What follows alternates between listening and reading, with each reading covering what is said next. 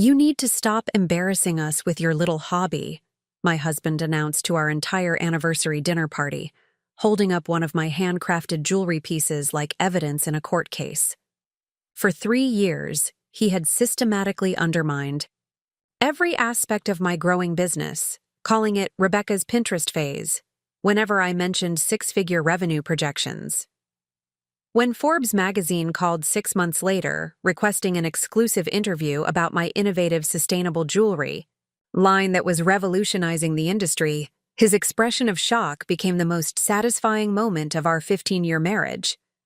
Before we jump back in, tell us where you're tuning in from, and if this story touches you, make sure you're subscribed, because tomorrow I've saved something extra special for you. The anniversary dinner that would mark the beginning of my transformation from dismissed housewife to featured entrepreneur started like every other social gathering in our Westchester County home. With my husband David positioning himself as the successful breadwinner while systematically diminishing every accomplishment I had achieved during our marriage, the setting should have been perfect for celebration. Our dining room gleamed under the crystal chandelier that David had insisted on purchasing during his last promotion. The table set with our wedding china that rarely emerged from storage, except when his colleagues or important clients visited our home. 20 of our closest friends and family members had gathered to celebrate our 15th wedding anniversary, a milestone that David had been promoting for weeks as evidence of his commitment to traditional family values and stable relationships. I had spent the entire week preparing for this evening, not just as a hostess managing the catering and decorations, but as an entrepreneur hoping to share the exciting developments in my jewelry business with people who had watched me build something meaningful from nothing. The timing seemed ideal for revealing how my little craft hobby had evolved into a legitimate enterprise that was generating more revenue than anyone realized and attracting attention from industry leaders who appreciated innovative approaches to sustainable luxury goods.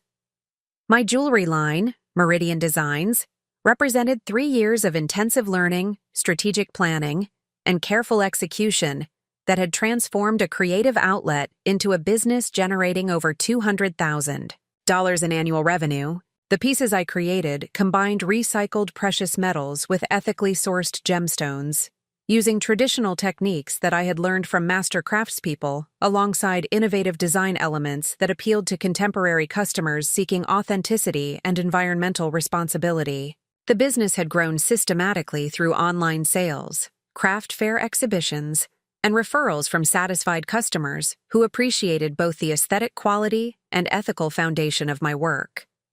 Recent months had brought wholesale orders from boutique retailers in Manhattan, custom commission requests from high-profile clients, and inquiries from fashion magazines interested in featuring my designs in upcoming editorial spreads. More significantly, I had been developing partnerships with women's cooperatives in developing countries, creating supply chains that provided fair compensation for traditional craftspeople while maintaining the quality standards that luxury customers demanded. This social impact component had attracted attention from sustainable fashion advocates and business publications that recognized innovative approaches to ethical entrepreneurship. The growth trajectory indicated potential for expansion into additional product lines, retail partnerships, and international markets that could transform Meridian Designs from a successful small business into a significant player in the sustainable luxury goods sector. The financial projections that I had been refining with my accountant suggested possibilities for revenue growth that would exceed David's corporate salary within 2 years. However, David had consistently dismissed these developments as unrealistic optimism from someone who lacked understanding of serious business operations. His responses to my excitement about new orders, positive reviews, or expansion opportunities followed a predictable pattern of condescension disguised as practical guidance. "That's nice, honey," he would say when I shared news about a particularly large custom order. "But you need to understand the difference between gross revenue and actual profit. Once you factor in your time and materials, you're probably making less than minimum wage." His analysis was deliberately misleading. ignoring the premium pricing that my designs commanded and the efficiency improvements that had reduced production time while maintaining quality standards. When I attempted to share my actual financial calculations, he would dismiss them as amateur bookkeeping that failed to account for hidden costs that real businesses understood. The pattern extended beyond financial skepticism to encompass broader dismissal of my professional development and industry knowledge. When I mentioned attending trade shows or networking events, David would comment about the difference between playing business and operating legitimate enterprises. When I discussed market trends or industry developments, he would explain that my observations were based on limited perspective compared to his experience in corporate strategic planning. Most damaging was his habit of reframing my business activities as hobbies that provided personal fulfillment rather than professional achievement. In conversations with friends, family members, and his professional associates, he would describe my work as Rebecca's creative outlet or her little jewelry hobby, consistently undermining the legitimacy of my entrepreneurial efforts. This dismissive narrative had become so established in our social circle that even supportive friends had begun to view my business through David's framework, treating my successes as impressive for a hobby rather than notable for a legitimate enterprise. The psychological impact of this constant minimization had begun to affect my confidence and strategic thinking, creating doubt about objectives that my financial results clearly supported. The anniversary dinner represented an opportunity to correct these misperceptions by sharing concrete evidence of my business success with people whose opinions influenced our social and professional standing. I had prepared talking points about recent revenue growth, industry recognition, and expansion opportunities that would demonstrate the sophisticated nature of my operations and market positioning. The conversation that would change everything began innocuously during cocktail hour, when Martha Henderson, wife of David's business partner, complimented the earrings I was wearing and asked where I had purchased them. The question provided a perfect opening to mention that these were pieces from my own collection, part of a new line that had been particularly successful with customers seeking sustainable luxury options. Rebecca makes these herself, I explained, grateful for the opportunity to discuss my work with someone who might appreciate the craftsmanship and design innovation involved. They're part of my jewelry business, Meridian Designs. We focus on sustainable materials and ethical sourcing practices. Martha's response was genuinely enthusiastic, expressing interest in seeing additional pieces and asking detailed questions about my design process and business model that indicated real appreciation for the complexity of my operations. Other guests overheard our conversation and joined the discussion, creating the kind of positive reception that I had hoped for but rarely experienced in social settings.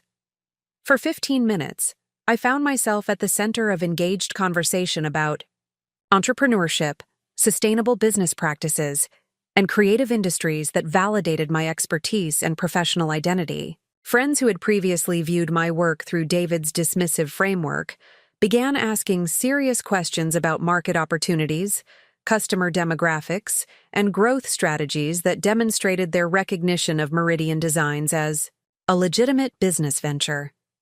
The momentum was building toward a natural opportunity to share some of the more significant recent developments, including the wholesale orders and magazine inquiries that indicated potential for substantial expansion. I felt confident and articulate, discussing industry trends and business strategies with the competence that 3 years of intensive learning and practical experience had developed. That was when David intervened with the comment that would crystallize my determination to prove him wrong about everything he had said and assumed about my capabilities and achievements. "You need to stop embarrassing us with your little hobby," he announced to the entire gathering, his voice carrying the authoritative tone that he used in business meetings when correcting subordinates' mistakes. He had been listening to our conversation from across the room, apparently becoming uncomfortable with the positive reception that my business discussion was receiving. The words hit like cold water, not just because of their dismissive content, but because of the public setting and deliberate timing that maximized their humiliating impact.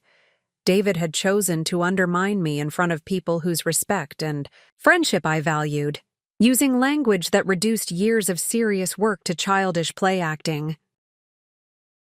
Rebecca gets excited about her crafts, he continued, his tone suggesting patient indulgence of irrational behavior. But we need to be realistic about what constitutes actual business versus personal hobbies that happen to generate some pocket money. The silence that followed was profound and uncomfortable, as our guests processed the sudden shift from enthusiastic business discussion to marital confrontation played out in public. I could see their expressions changing from interest and respect to embarrassment and pity, as David's comments reframed everything I had shared as delusional rather than professional. Martha Henderson looked particularly uncomfortable, clearly uncertain about how to respond to this unexpected display of spousal dismissal. Other guests found sudden interest in their drinks or conversations with other people, instinctively avoiding involvement in what had become an awkward domestic situation. The humiliation was complete and deliberate. David had not only dismissed my business accomplishments, but had done so in a way that suggested I was either lying about my success or too naive to understand the difference between real business and amateur crafting. His reference to embarrassing us implied that my professional pride was actually bringing shame to our family through unrealistic pretensions. Standing in our elegantly appointed dining room, surrounded by people who had moments earlier been treating me as a serious entrepreneur worthy of respect and interest, I felt the devastating impact of systematic psychological undermining that had been occurring for 3 years. David's public dismissal was not an isolated incident, but the culmination of a campaign designed to keep me in a subordinate role that supported his identity as the sole serious professional in our marriage. The financial evidence contradicted everything he had said. My business was generating substantial revenue, attracting industry attention, and creating opportunities for growth that exceeded many traditional small businesses. The quality of my work was being recognized by sophisticated customers and potential retail partners who understood the difference between amateur crafting and professional design innovation. More importantly, I possessed the knowledge, skills, and strategic thinking that had created this success, despite the lack of support or encouragement from the person who should have been my strongest advocate. The business had grown not because of David's guidance or approval, but despite his constant skepticism and minimization. Preparing and narrating this story took us a lot of time, so if you are enjoying it, subscribe to our channel. It means a lot to us. Now back to the story. The moment crystallized my understanding that continuing to seek validation from someone who was invested in keeping me diminished would prevent me from achieving the success that my work deserved. David's need to maintain his position as the primary breadwinner and decision-maker in our household required keeping my accomplishments smaller than they actually were. The anniversary dinner continued around me, but my attention had shifted to planning how I would prove that every assumption David had made about my business, my capabilities, and my potential was completely wrong. The humiliation would become motivation for achieving success so undeniable that even he would be forced to acknowledge what I had built. 6 months later, when Forbes magazine called requesting an interview about my innovative approach to sustainable luxury jewelry and the rapid growth of Meridian Designs, I would remember this moment as the beginning of my real journey toward entrepreneurial success. The look on David's face when I shared that news would provide the satisfaction that 15 years of marriage had rarely delivered. But that evening, standing in our dining room with the crystal chandelier casting light on our anniversary celebration, I made a silent commitment to transform my husband's mockery into the motivation that would drive me to achieve everything he had insisted was impossible. The little craft business that embarrassed him was about to become something that would shock everyone who had underestimated my determination and capabilities. The real work was just beginning. The journey that would eventually lead to Forbes' recognition and David's humbling began 3 years earlier in the most unlikely of places, the basement storage room of our Westchester home, where I discovered a forgotten jewelry box that belonged to my late grandmother, Elena Rossetti. The discovery occurred during one of those mundane Saturday afternoons when domestic responsibilities provided temporary escape from the growing emptiness that had begun to characterize my days as a corporate executive's wife. Elena had been an extraordinary woman whose life story I had only partially understood during her lifetime.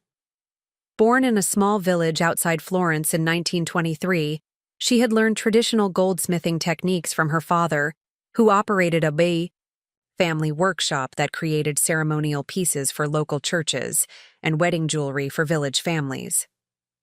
The skills she acquired represented generations of accumulated knowledge about metalworking, stone setting, and design principles that had been passed down through informal apprenticeships rather than formal educational institutions. When Elena immigrated to America in 1947 as a young war bride, she brought with her not only traditional techniques, but also a collection of tools, sketches, and half-finished pieces that represented her connection to cultural traditions that were rapidly disappearing in post-war Europe. However, the demands of establishing a new life in a foreign country, raising 4 children, and supporting a husband who struggled to find steady employment had prevented her from continuing her craft work in any systematic way. The jewelry box I discovered contained evidence of creative ambitions that had been set aside for practical concerns. Hand-drawn designs on yellowed paper showed intricate patterns that combined traditional Italian motifs with contemporary influences she had encountered in America. Unfinished pieces revealed sophisticated understanding of metalworking techniques and design principles that far exceeded anything I had seen in commercial jewelry stores. More significantly, I found detailed notebooks where Elena had recorded her observations about American jewelry preferences, noting opportunities for combining traditional European craftsmanship with design aesthetics that would appeal to customers seeking unique alternatives to mass-produced accessories.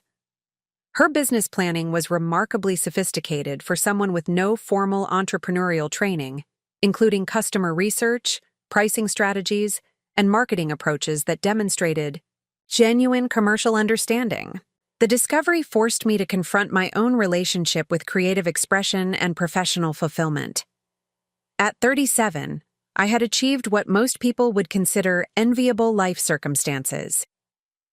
David's success as a strategic planning consultant provided financial security that allowed me to focus on household management and community involvement, without career pressures. Our Westchester lifestyle included country club memberships, European vacations, and social connections with influential families who shaped local business and cultural activities.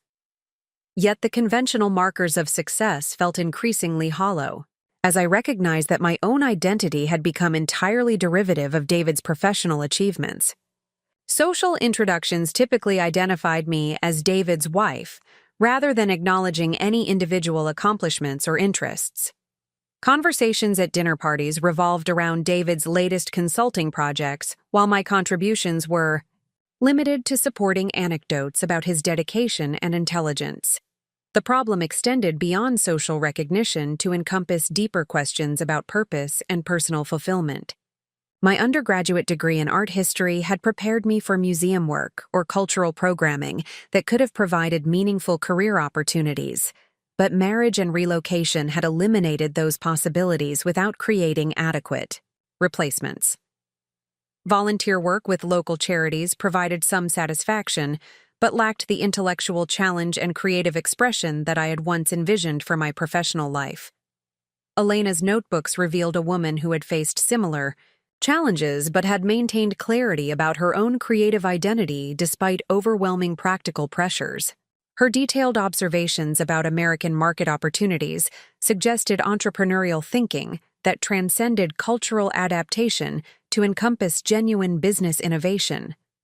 Most importantly, her unfinished pieces demonstrated that creative excellence could coexist with commercial viability when properly developed and marketed.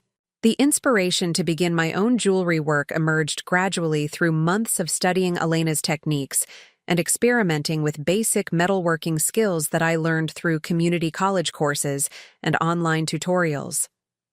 The initial motivation was personal rather than commercial. representing an attempt to connect with family heritage while developing creative capabilities that had been dormant since college art classes. However, the learning process revealed both natural aptitude and genuine passion for jewelry design that surprised me with its intensity and sustainability. The concentration required for detailed metalwork provided psychological benefits that I had not experienced since academic research projects that demanded complete intellectual engagement. The combination of technical precision and creative expression satisfied multiple aspects of my personality that suburban housework and social obligations had left unfulfilled. More significantly, the craft work connected me to broader questions about ethical consumption and environmental responsibility that had been developing through my volunteer work with international development organizations. Elena's traditional techniques emphasized quality construction and durable materials that created pieces designed to last for generations, rather than following fashion trends that encouraged frequent replacement. This perspective aligned with emerging movements toward sustainable luxury goods that appealed to sophisticated consumers seeking alternatives to mass-produced accessories, manufactured under questionable labor conditions. The market research I began conducting revealed substantial demand for jewelry that combined aesthetic excellence with ethical sourcing practices and environmental responsibility. The business concept for Meridian Designs emerged from recognizing that traditional craftsmanship techniques could address contemporary concerns about sustainability while creating unique aesthetic experiences that mass production could not replicate. By sourcing recycled precious metals and ethically mined gemstones, I could create pieces that appealed to environmentally conscious consumers while maintaining the quality standards that luxury customers demanded. The initial investment required was substantial but manageable within our family's financial resources. Professional quality tools, materials, and workspace setup cost approximately $15,000, which I funded through careful budget management and partial liquidation of personal investment accounts that David rarely monitored. The expenditure represented the largest independent financial decision I had made during our marriage, but the educational and emotional benefits justified the cost regardless of commercial outcomes. The learning curve was steeper than I had anticipated, requiring hundreds of hours of practice to develop basic competency with traditional techniques before progressing to original design work. Community college courses provided foundational knowledge about metallurgy, gemstone properties, and safety procedures, but mastering Elena's sophisticated approaches required extensive experimentation and consultation with experienced craftspeople who appreciated traditional methods. The breakthrough came during my 8th month of intensive study, when I created a pendant that successfully combined recycled silver with a ethically sourced turquoise stone using Elena's traditional setting, technique enhanced with contemporary design elements. The piece represented synthesis of everything I had been learning while demonstrating aesthetic coherence that justified continued development. More importantly, the creation process provided psychological satisfaction that exceeded anything I had experienced during 15 years of marriage and suburban living. The combination of intellectual challenge, creative expression, and manual skill created flow states that reminded me of graduate school research when hours would pass unnoticed while working on projects that felt personally meaningful. The decision to pursue commercial development emerged from recognition that my work had achieved quality levels comparable to pieces selling for premium prices in Manhattan boutiques. Customer research revealed that environmentally conscious consumers were willing to pay substantial premiums for jewelry that combined aesthetic excellence with ethical sourcing practices, creating market opportunities for artisan producers who could meet both criteria simultaneously. The business planning process required skills that I had developed through volunteer work and household management, but had never applied to entrepreneurial ventures. Market analysis, competitive research, financial projections, and operational planning consumed months of intensive work that revealed both the complexity of small business development and my own capability for strategic thinking that had been underutilized in domestic contexts. David's response to my growing involvement in jewelry making followed predictable patterns of benign dismissal that became more problematic as the commercial potential became apparent. Initially, he expressed approval for activities that provided creative outlet and personal fulfillment, particularly when they occurred during daytime hours that did not interfere with his own schedule or social obligations. However, his attitude shifted as my commitment to learning and business development began requiring evening and weekend time that had previously been available for household management and social activities. His comments about balance and priorities suggested that creative pursuits were acceptable only when they remained subordinate to traditional domestic responsibilities. The tension escalated when I began investing family resources in equipment and materials that represented serious commitment to professional development rather than casual hobby exploration. David's questions about costs and time allocation revealed underlying assumptions that my interests should remain secondary to household efficiency and his own professional advancement. Most problematic was his dismissive response to my enthusiasm about market opportunities and business potential that my research had identified. When I shared information about pricing structures for handcrafted jewelry or growth projections for sustainable luxury goods, David would respond with skepticism that suggested fundamental misunderstanding of both my capabilities and market realities. "That's nice, honey," became his standard response to updates about technical breakthroughs or business developments, delivered in tones that suggested patient tolerance of unrealistic optimism rather than genuine interest in my professional growth. His questions focused on practical concerns about profitability and scalability that revealed assumptions about amateur status rather than recognition of serious entrepreneurial planning. The psychological impact of this systematic minimization was more damaging than direct opposition would have been. David's approach created doubt about objectives that my research and experience clearly supported, undermining confidence in decision-making that required clarity and determination to succeed in competitive markets. Despite these challenges, the business development continued based on market feedback that validated both product quality and commercial potential. Early sales through online platforms exceeded pricing expectations, while custom orders from individual customers provided evidence that sophisticated buyers appreciated the combination of aesthetic excellence and ethical sourcing that distinguished Meridian designs from mass-market alternatives. The breakthrough that established serious commercial viability occurred when a Manhattan boutique owner discovered my work through social media and requested samples for potential retail partnership. The meeting that followed revealed that my design aesthetic and production quality met standards for luxury retail markets that commanded substantial profit margins and attracted customers with significant disposable income. The boutique partnership led to additional retail opportunities as other store owners recognized the commercial potential of sustainable luxury jewelry that appealed to environmentally conscious consumers with premium purchasing power. Within 18 months, Meridian Designs had established distribution relationships with 12 retail locations throughout the Northeast, generating wholesale revenue that exceeded 6 figures annually. More significantly, the business had attracted attention from fashion industry publications that appreciated innovative approaches to sustainable luxury goods. Magazine features and blog coverage had increased direct consumer awareness, while establishing my reputation as a thought leader in ethical jewelry design and production. The success represented validation of everything I had learned about market opportunities, product development, and business operations, despite David's consistent skepticism about commercial potential and professional credibility.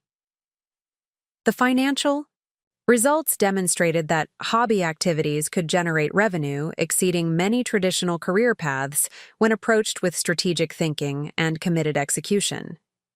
Yet David's response to these achievements remained focused on minimization and redefinition rather than recognition and support.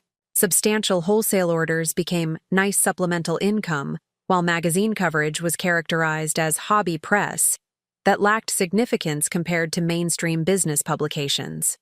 The pattern had become clear: no level of success, would receive acknowledgement that challenged David's narrative about my amateur status and subordinate role in our household's economic structure. His identity as primary breadwinner and business expert required keeping my achievements within boundaries that preserved his superiority in professional competence and financial contribution. The realization was both liberating and terrifying. Liberation came from understanding that David's approval was not necessary for continued business growth and personal fulfillment. The terror emerged from recognizing that marriage to someone who needed me to remain diminished might be incompatible with achieving the success that my work deserved. Elena's notebooks contained a passage that I had discovered during my initial exploration, but had not fully understood until experiencing months of systematic discouragement. The greatest barrier to women's creative achievement is not lack of opportunity or technical skill, but the psychological pressure to remain smaller than their capabilities for the comfort of others. The anniversary dinner confrontation would force me to choose between preserving domestic harmony through continued self-limitation or pursuing entrepreneurial success that reflected my actual potential rather than David's comfort level with female ambition. The decision had already been made through 3 years of learning, creating, and building that had revealed capabilities I had never been encouraged to develop. The Forbes interview that would eventually vindicate every assumption about my business potential was still months away, but the foundation for that recognition had been established through dedication to excellence that transcended domestic approval or social validation. Elena's legacy would be fulfilled not through preservation of traditional techniques, but through their evolution into contemporary expressions that served new markets while honoring ancestral wisdom. The little craft business that embarrassed. David at our anniversary dinner represented the culmination of the most intensive learning and growth period of my adult life. The mockery would become motivation for achieving success so substantial that even he would be forced to acknowledge what I had built from nothing but determination and grandmother's forgotten tools. The transformation of Meridian Designs from personal creative pursuit into a movement that connected hundreds of people across 3 continents began with a single customer email that arrived on a Tuesday morning 6 months after my first online sales. The message came from Dr. Sarah Chen, a pediatrician in San Francisco who had purchased one of my recycled silver necklaces as a birthday gift for her daughter studying environmental science at Stanford University. Dear Rebecca, the email began, I wanted to share what happened when Emma opened your necklace last week. She immediately began researching your sourcing practices and was amazed to discover the cooperative in Peru where you obtain your silver. Her reaction made me realize that your jewelry represents something much larger than beautiful accessories. You're creating tangible connections between conscious consumers and ethical production practices that most people never have opportunity to experience. Dr. Chen went on to explain that her daughter had been struggling with pessimism about environmental issues and social justice challenges that seemed overwhelming for individual action to address meaningfully.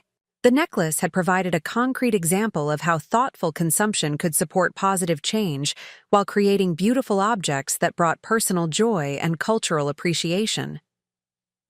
Emma now wears the necklace to her environmental studies, classes as a conversation starter about ethical sourcing and fair trade practices. The email continued. She's become passionate about researching companies that align production methods with environmental and social values.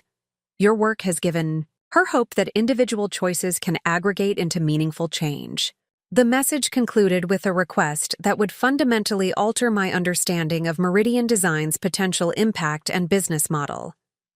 Dr. Chen asked whether I would be willing to speak to her daughter's environmental studies class about sustainable luxury goods and ethical entrepreneurship, explaining that students were eager to learn from practitioners who had successfully combined commercial success with social responsibility. The speaking request represented the first recognition that my work had educational value, extending beyond product sales to encompass broader lessons about conscious business practices and responsible consumption. However, the preparation process, For addressing Stanford students revealed that my knowledge of sustainable sourcing had become more comprehensive than I had realized through 3 years of building supplier relationships and researching industry practices.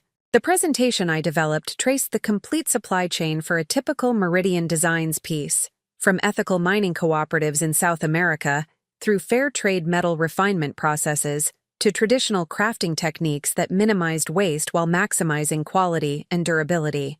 The research required for explaining these connections had deepened my understanding of global economic systems and environmental impacts that most consumers never considered when making purchasing decisions.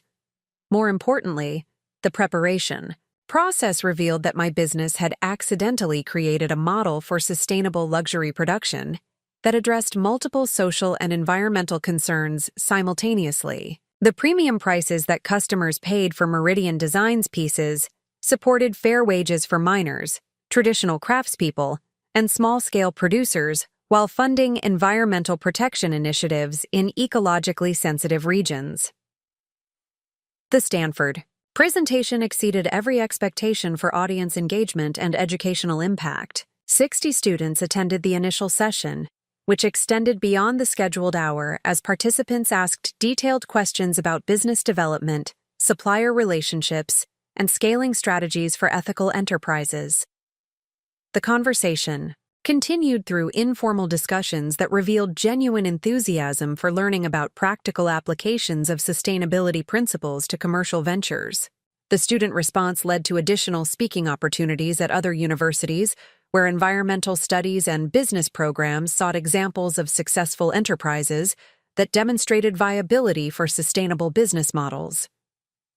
Each presentation refined my understanding of the educational value that Meridian Designs represented, while expanding my network of connections with young professionals who would become future leaders in conscious consumption movements. More significantly, the academic engagement attracted attention from established organizations working on sustainable development issues who recognized that my business provided concrete examples of principles they advocated theoretically. Invitations to participate in panel discussions and conference presentations positioned me as a thought leader in sustainable luxury goods, while creating opportunities to influence industry practices through professional education and policy advocacy. The community that began forming around Meridian Designs extended far beyond customer relationships to encompass suppliers, educational institutions, advocacy organizations, and other entrepreneurs who shared commitment to combining commercial success with social responsibility. The connections created synergies that enhanced everyone's effectiveness while building market awareness for ethical consumption practices. The supplier relationships that had initially focused on product quality and reliable delivery evolved into partnerships that supported community development initiatives in regions where traditional mining and crafting provided essential economic opportunities. The premium prices that Meridian Designs could command for ethically sourced materials enabled suppliers to invest in education, healthcare, and environmental protection programs that benefited entire communities rather than just individual producers. Maria Santos, who coordinated the silver cooperative in Peru that supplied much of my metal, became both business partner and cultural educator, who helped me understand the broader social context of traditional mining practices and community development challenges. Her monthly reports described how revenue from Meridian Designs purchases had funded literacy programs for women miners, equipment upgrades that improved both safety and efficiency, and environmental restoration projects that protected water sources while expanding mining opportunities. Your business has given us hope that traditional skills can provide sustainable livelihoods in a global economy that often ignores small-scale producers, Maria wrote in one of her updates. The young people who were leaving for cities are now staying to learn techniques from their grandparents because they see that traditional work can support modern aspirations. The impact extended beyond individual economic benefits to encompass cultural preservation and community cohesion that had been threatened by globalization pressures that favored mass production over traditional craftsmanship. The consistent demand from Meridian Designs provided economic stability that allowed master craftspeople to train new apprentices while maintaining quality standards that had been developed over generations. Similar relationships developed with other suppliers throughout Latin America, Africa, and Southeast Asia, who appreciated the combination of fair compensation, respectful collaboration, and long-term commitment that distinguished Meridian Designs. From buyers seeking only lowest-cost materials, regardless of social or environmental consequences. The domestic community that formed around Meridian Designs proved equally meaningful for both business development and personal fulfillment. Customer relationships evolved beyond simple commercial transactions to encompass ongoing dialogue about sustainability, craftsmanship, and conscious consumption that enriched my understanding of market needs while building loyalty that transcended price considerations. Jennifer Walsh, a marketing executive in Boston who had purchased several custom pieces, became an informal brand ambassador who introduced friends and colleagues to Meridian Designs while organizing trunk shows and private events that combined jewelry sales with education about sustainable luxury goods. Her enthusiasm for the brand's ethical foundation created a network of customers who viewed purchases as investments in values rather than simple accessory acquisitions.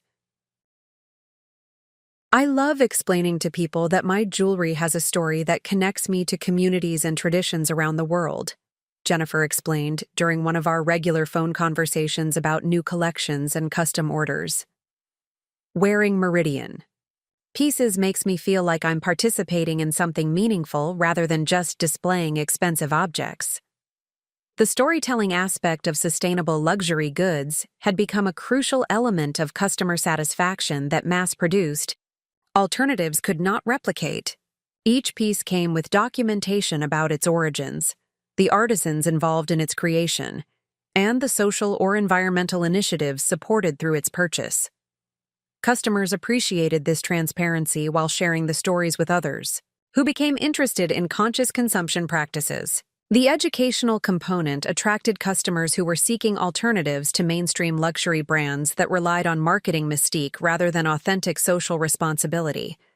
Environmental scientists, educators, healthcare professionals, and other mission-driven professionals became core customers who appreciated the alignment between personal values and consumption choices that Meridian Designs provided. The community building extended into online platforms where customers shared photos of their pieces while discussing sustainability topics, travel experiences in regions where suppliers operated, and other brands that met similar ethical standards. The social media presence that developed organically around Meridian Designs created valuable marketing exposure while fostering educational dialogue about conscious consumption that benefited the entire sustainable luxury movement. Local relationships proved equally important for business development and community integration. The craft fairs and artisan markets where I initially sold directly to customers had evolved into networking opportunities with other ethical entrepreneurs who were building businesses around similar values and market niches. Rachel Morrison, who operated a sustainable textile studio in nearby Connecticut, became both friend and business collaborator, who understood the challenges of scaling ethical production while maintaining quality and social responsibility standards. Our regular conversations about supplier relationships, customer education, and industry trends provided mutual support while generating ideas for collaborative projects that could benefit both enterprises. What you're building with Meridian Designs provides inspiration for all of us trying to prove that ethical business practices can be profitable, Rachel observed during one of our monthly coffee meetings to discuss industry developments and business strategies. Your success demonstrates that customers will pay premium prices for products that align with their values when those values are authentic, rather than marketing fabrications. The collaboration extended to joint participation in trade shows and sustainability conferences, where our combined presence created more compelling educational programming than either business could provide independently. The partnerships also enabled shared marketing costs while reaching broader audiences who appreciated discovering multiple ethical brands simultaneously. The impact on local economic development became apparent as other entrepreneurs began relocating to Westchester County, specifically to access the network of sustainable businesses and conscious consumers that had developed around enterprises. Like Meridian Designs, property values in artisan districts increased as creative professionals sought communities that supported innovative business models and environmental responsibility. The cultural influence extended beyond business relationships to encompass broader community awareness about sustainability issues and ethical consumption practices. Local newspapers and magazines began featuring stories about sustainable entrepreneurs, while mainstream retailers started stocking ethical alternatives to address growing customer demand for responsible luxury goods. The recognition that my business had become a catalyst for broader community transformation was both exciting and intimidating. The success had created platform for influencing industry practices and consumer behavior that extended far beyond personal financial achievement to encompass genuine social and environmental impact. However, the community building and educational activities required time and energy that intensified rather than resolved the domestic tensions that had been developing with David's increasing skepticism about business priorities and time allocation. The speaking engagements, supplier meetings, and collaborative projects that were driving industry recognition and business growth were also creating scheduling conflicts and attention divisions that David interpreted as threats to family stability and social obligations. The irony was profound.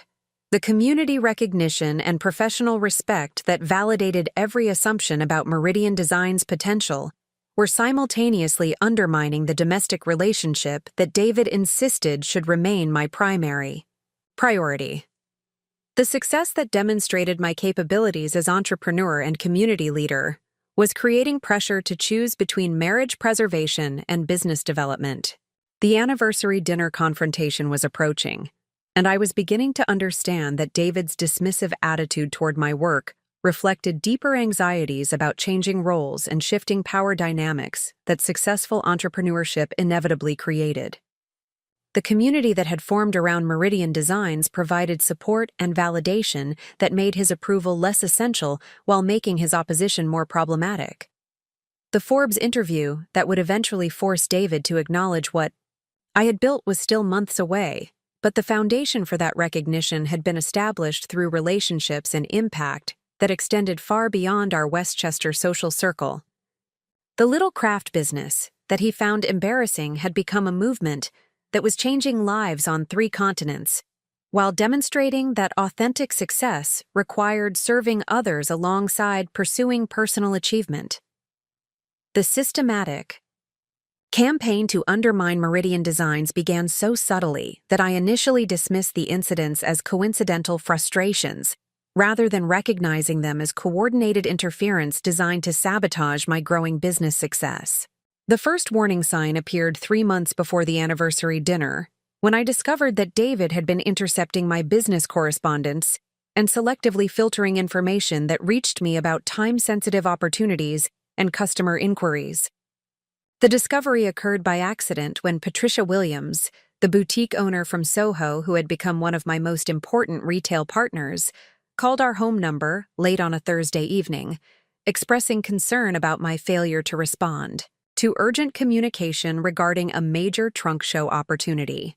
The event would have featured Meridian Designs as the exclusive jewelry vendor for a sustainable fashion showcase that attracted influential customers and media coverage that could significantly expand my brand recognition.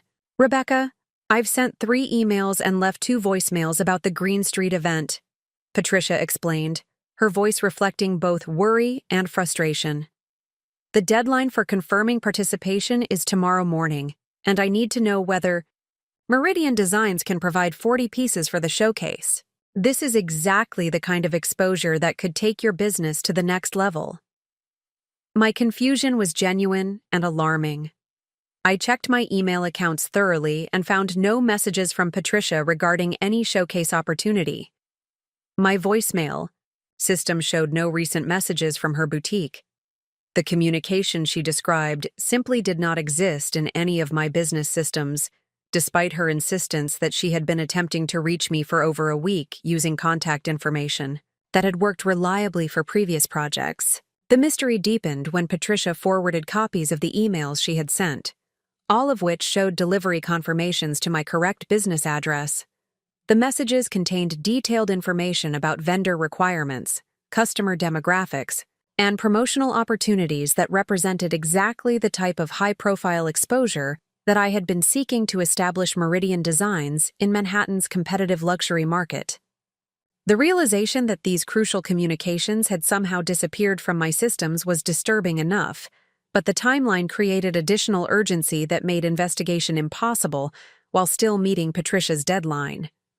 I spent the entire night preparing 40 pieces for the showcase, working until dawn to ensure that quality and presentation would meet the standards for sophisticated customers and potential media coverage. The Green Street event proved successful, beyond expectations, generating immediate sales of 22 pieces and follow-up inquiries from 6 additional boutiques interested in carrying Meridian Designs. More importantly, the exposure attracted attention from lifestyle bloggers and fashion journalists who requested information for potential features about sustainable luxury goods and ethical entrepreneurship. However, the success was overshadowed by lingering questions about the missing communications that had nearly cost me participation in the most significant promotional opportunity of my business development. The technical explanation for email failures and voicemail problems seemed increasingly implausible as I investigated my systems more thoroughly. The pattern became clearer 2 weeks later, when Carol Martinez, my accountant, called to express confusion about my failure to attend our scheduled quarterly business review meeting. According to her calendar, we had confirmed the appointment 3 days earlier during a phone conversation that she remembered in detail, but that I had no recollection of experiencing. "Rebecca, you called Tuesday afternoon to discuss the new retail partnerships and confirm our Thursday meeting," Carol explained with professional patience, despite obvious frustration about the scheduling confusion. "We talked for 15 minutes about cash flow projections and tax implications for your expansion plans. I prepared all the documents you requested for reviewing growth strategies and investment opportunities." The conversation Carol described had never occurred. Tuesday afternoon, I had been in my studio working on custom orders while David attended client meetings in Manhattan. No phone calls had been made or received regarding business matters, and I certainly had not discussed expansion strategies or requested financial documentation for strategic planning. More troubling was Carol's detailed recollection of specific topics we had supposedly discussed, including questions about incorporating the business and potential implications of hiring employees for production assistance. These were exactly the issues I had been considering but had not yet discussed with anyone, suggesting that whoever had impersonated me possessed detailed knowledge of my business planning and strategic thinking. The realization that someone was actively interfering with my professional relationships was both shocking and frightening. The sophistication required for intercepting communications and impersonating me during phone conversations suggested planning and technical capabilities that exceeded simple mischief or casual sabotage. The investigation that followed revealed the extent of David's involvement in undermining my business operations through methods that demonstrated both psychological sophistication and systematic planning. The email interception had been accomplished through forwarding rules that redirected certain messages to addresses he controlled, while phone calls to our home number were being screened and selectively answered based on his assessment of their importance to my business development. The discovery occurred when I found detailed notes in David's handwriting that documented specific business communications, customer inquiries, and professional opportunities, along with his rationale for preventing me from receiving information about time-sensitive matters. The notes revealed systematic monitoring of my business correspondence and deliberate interference with relationships that could have accelerated growth or increased revenue. "Call from Stanford. Class presentation request," one note read. "Declined." Politely, explaining Rebecca's schedule conflicts. Academic speaking takes time from family responsibilities without meaningful compensation. Another note documented email from Fashion Week organizer requesting sustainable jewelry for runway show, forwarded to spam folder. Fashion industry involvement would require travel and evening commitments incompatible with household obligations. The pattern was consistent and comprehensive. David had been systematically filtering my business opportunities based on his own assessment of their value and compatibility with his expectations for my time allocation and priorities. Speaking engagements, media interviews, collaborative projects, and networking events were being eliminated from my awareness based on his determination that business growth should remain subordinate to domestic responsibilities. Most disturbing were notes that revealed his strategic thinking about limiting my business success to levels that would not threaten his position as primary breadwinner or require substantial changes to our social arrangements and household management systems. Large custom order from California collector. One entry recorded. Delayed response to prevent establishment of West Coast distribution relationships that would require increased production and time commitment. Current business size, manageable within existing domestic framework. The psychological warfare was sophisticated and systematic, designed to create frustration and self-doubt while maintaining plausible deniability about deliberate interference. Technical problems, communication failures, and scheduling conflicts could be attributed to normal business challenges rather than spousal sabotage. The discovery forced me to reevaluate every business frustration and missed opportunity from the previous 18 months, recognizing patterns of interference that had previously seemed like unfortunate coincidences or personal failures in organization and follow-through. The anxiety I had been experiencing about business development had been artificially created through systematic undermining that prevented me from accessing information and opportunities essential for growth. The confrontation with David about these discoveries revealed the depth of his opposition to my business success and his sophisticated understanding of psychological manipulation techniques that could control outcomes without creating obvious evidence of deliberate sabotage. "I was protecting you from overcommitment and unrealistic expectations," he explained when presented with evidence of the communication interception and opportunity filtering. "Your enthusiasm about business growth was leading to decisions that would have damaged our family stability and social relationships." His rationalization positioned the sabotage as protective guidance rather than controlling interference, suggesting that my judgment about business opportunities was too naive to recognize potential negative consequences for our marriage and community standing. The paternalistic framework implied that his intervention was necessary to prevent me from making decisions that I would later regret. "You don't understand the pressure that real business success creates," David continued, his tone suggesting patient explanation of concepts beyond my comprehension. "The travel requirements, time commitments, and stress levels that serious entrepreneurship demands would have destroyed everything we've built together."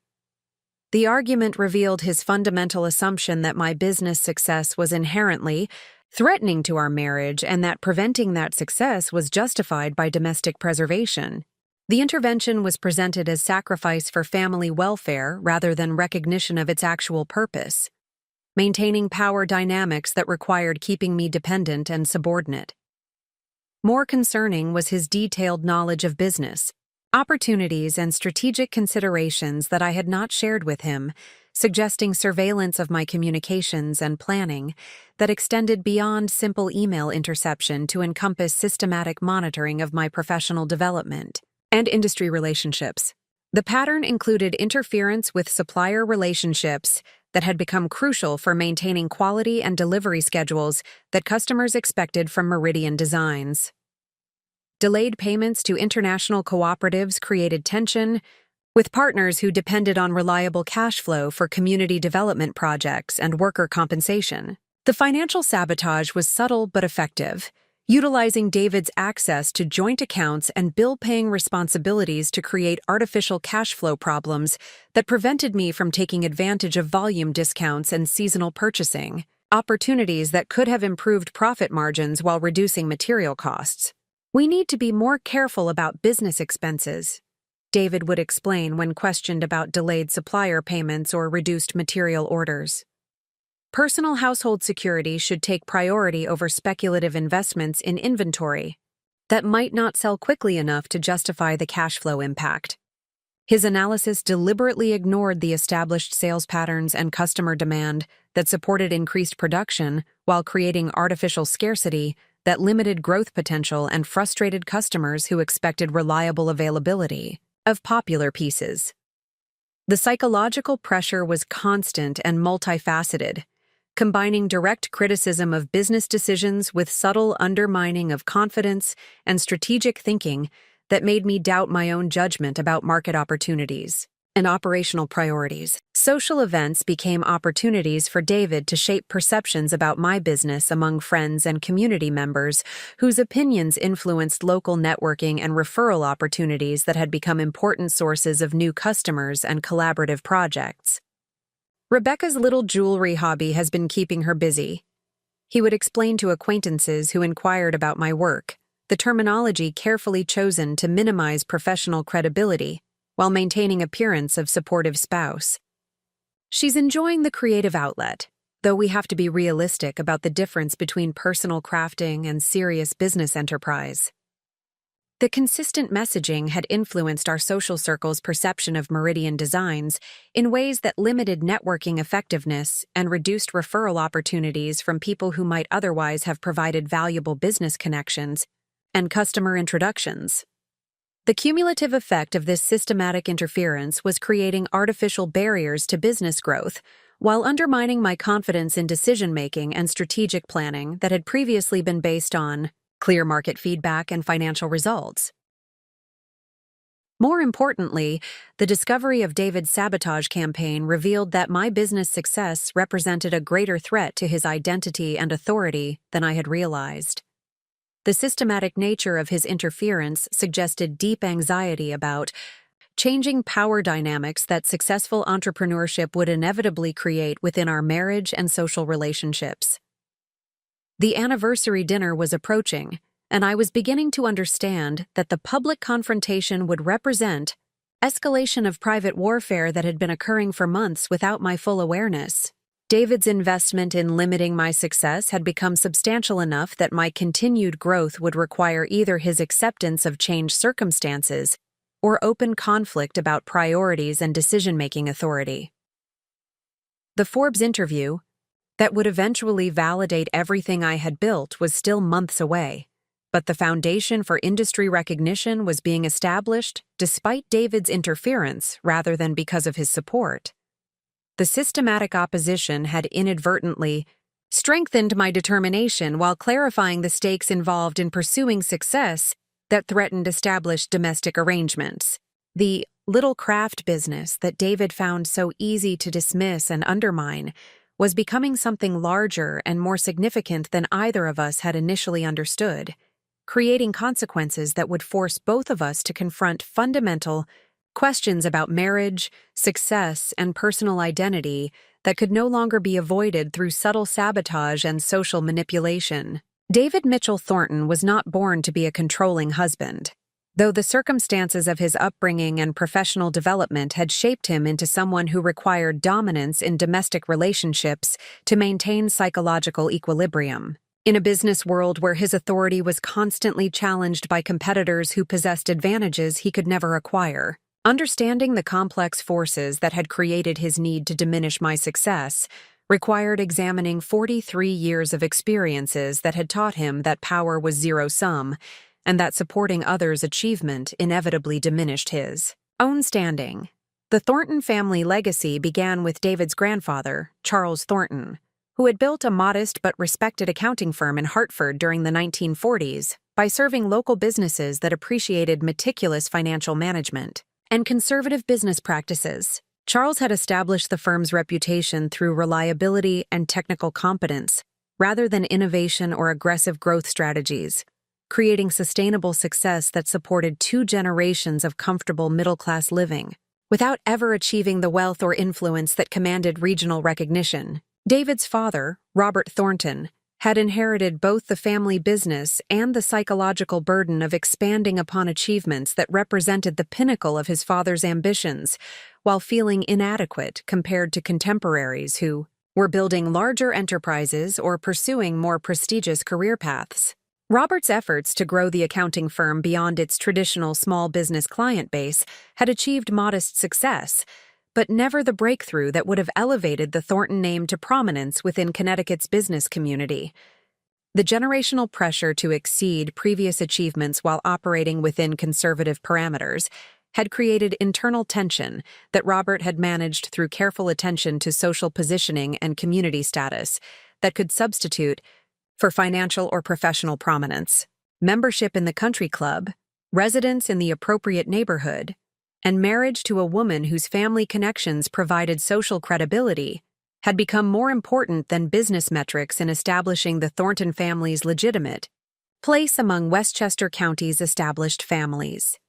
David had inherited this complex relationship with success and status, along with sophisticated understanding of social dynamics that could be manipulated to create influence that exceeded actual accomplishments. His childhood had been structured around appearances and perceptions that required careful management to maintain family reputation, despite the reality that the Thornton accounting firm remained a regional operation that would never compete with major consulting companies or investment firms that dominated Connecticut's business landscape.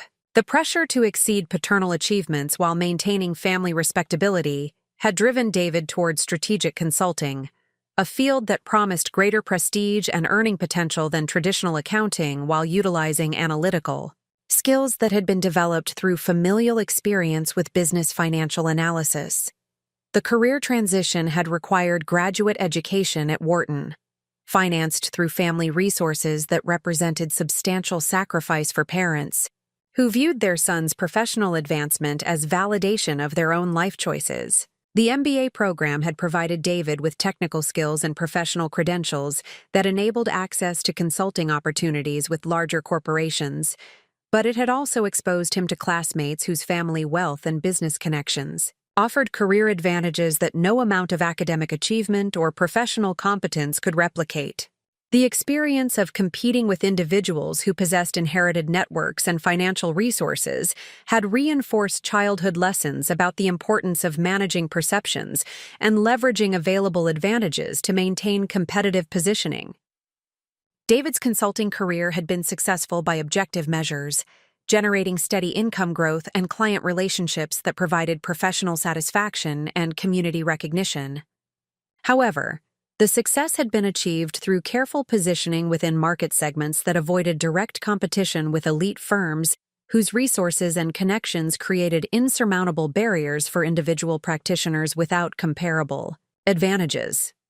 The strategic consulting practice that David had built focused on mid-sized companies that needed analytical support for expansion planning, operational efficiency improvements, and financial restructuring projects that required technical competence rather than innovative thinking or industry transformation. The client base provided steady revenue and professional credibility while allowing David to position himself as a serious business expert within social and community contexts where his opinions were respected and his advice was sought by friends and neighbors facing their own professional and financial decisions. However, the consulting work also reinforced David's understanding that business success required careful management of competitive threats and systematic protection of market position against encroachment from rivals who might offer clients alternative approaches or superior capabilities. The lessons learned about defending established advantages and limiting competitors' opportunities had shaped his approach to personal relationships in ways that treated others' achievements as potential threats rather than sources of mutual benefit or shared celebration.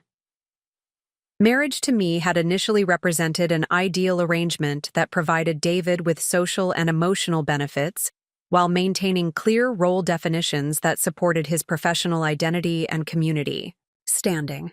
My undergraduate degree in art history and subsequent focus on household management had positioned me as an educated and cultured wife whose accomplishments enhanced his reputation without competing for professional recognition or financial contribution that might threaten his status as primary breadwinner and decision-maker.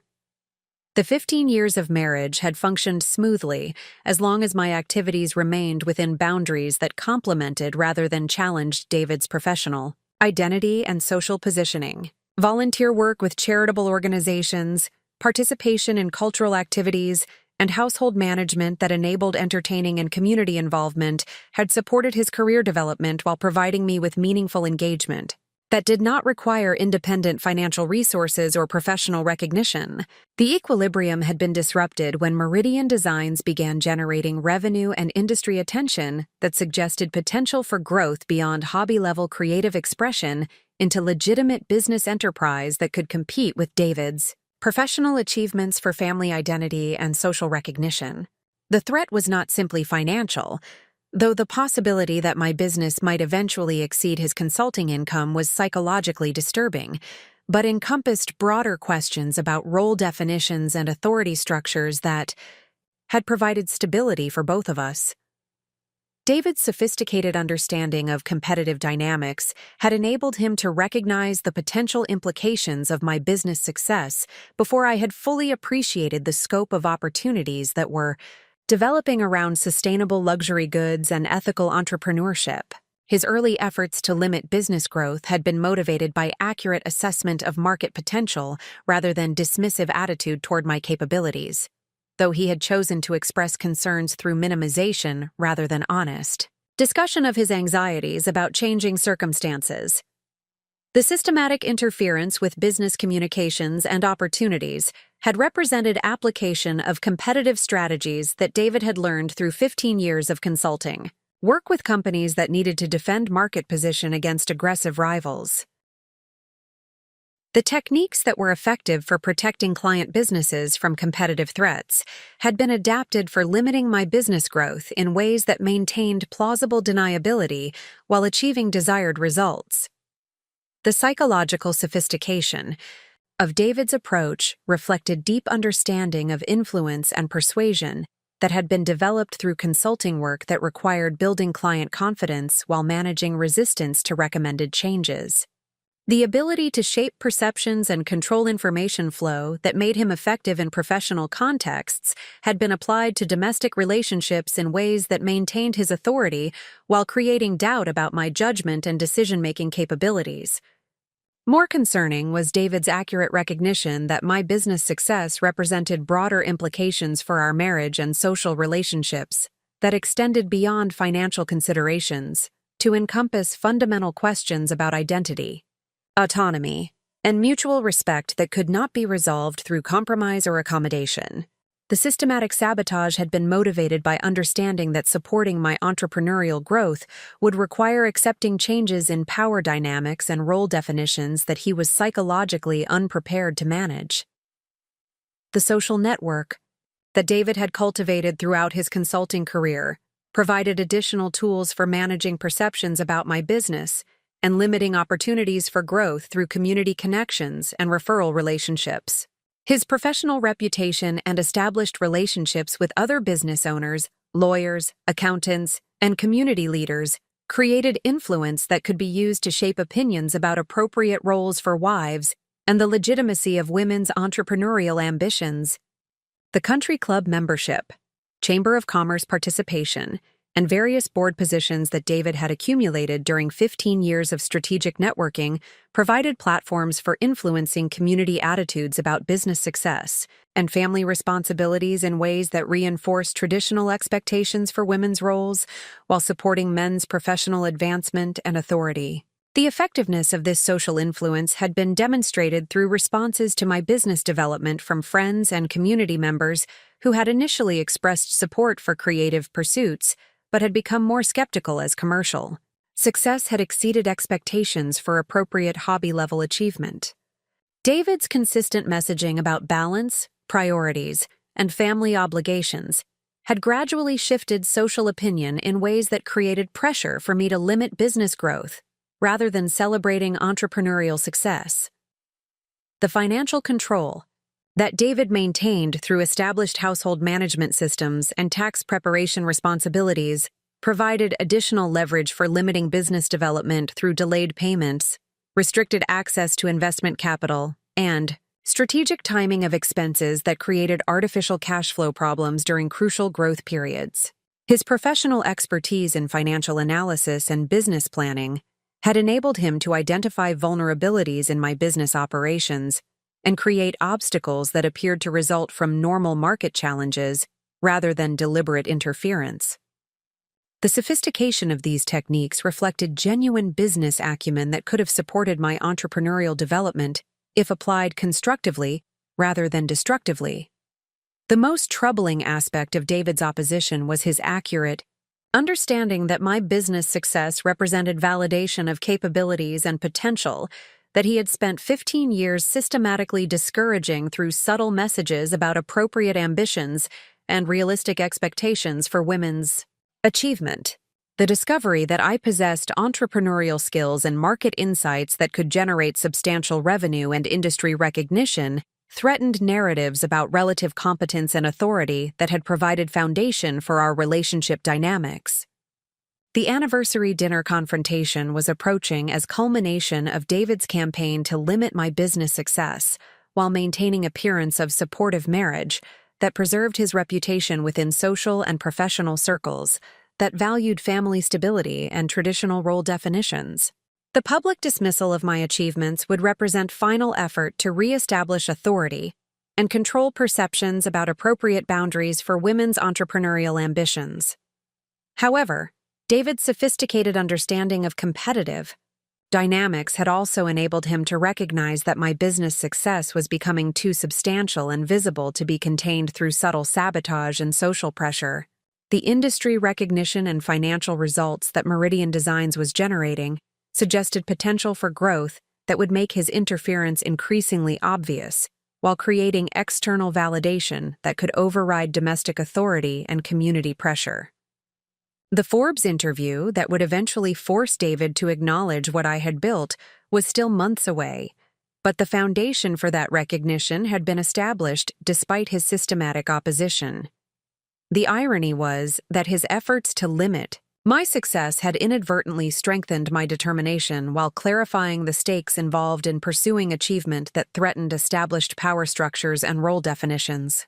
The psychological battle between us was approaching decisive confrontation, where David's need to maintain dominance would collide with my determination to achieve success that reflected my actual capabilities rather than his comfort level with female ambition.